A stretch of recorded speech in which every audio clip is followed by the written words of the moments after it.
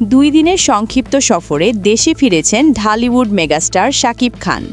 জানা গেছে দেশের শীর্ষস্থানীয় শিল্প প্রতিষ্ঠান স্কয়ার গ্রুপের একটি বিশেষ রিটেইলার মিটে অংশ নিতেই তিনি শ্রীলঙ্কা থেকে দেশে এসেছিলেন।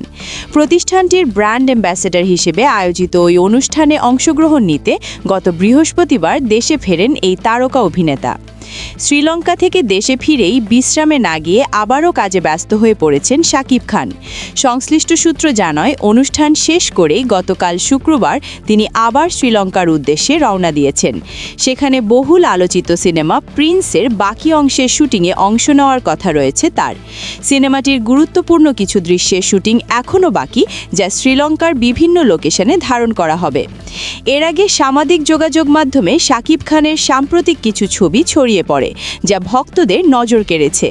সাদা শার্ট ও ক্যাজুয়াল লুকে তোলা ছবিগুলোতে তাকে দেখা যায় হেলিপ্যাডের পাশে দাঁড়িয়ে থাকতে। ছবিগুলোকে ঘিরে ভক্তদের মধ্যে কৌতূহল তৈরি হয় তিনি কোথায় এবং কোন কাজে ব্যস্ত। পরে জানা যায় ছবিগুলো শ্রীলঙ্কা সফরকালীন সময়েরই তোলা। বর্তমানে শাকিব খান একাধিক বড় বাজেটের সিনেমা নিয়ে ব্যস্ত সময় পার করছেন।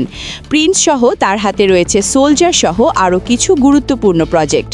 টানা শুটিং, আন্তর্জাতিক সফর ও ব্র্যান্ড ইভেন্ট সব মিলিয়ে সময়টা বেশ কর্মব্যস্ত কাটছে ঢালিউডের এই সুপারস্টারের।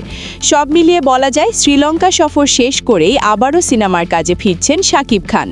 আন্তর্জাতিক লোকেশনে শুটিং ও কর্পোরেট দায়িত্ব দুই দিকই সামলাতে দেখা যাচ্ছে তাকে, যা আবারও প্রমাণ করে কেন তিনি ঢালিউডের শীর্ষ তারকা হিসেবে দীর্ঘদিন ধরে নিজের অবস্থান ধরে রেখেছেন।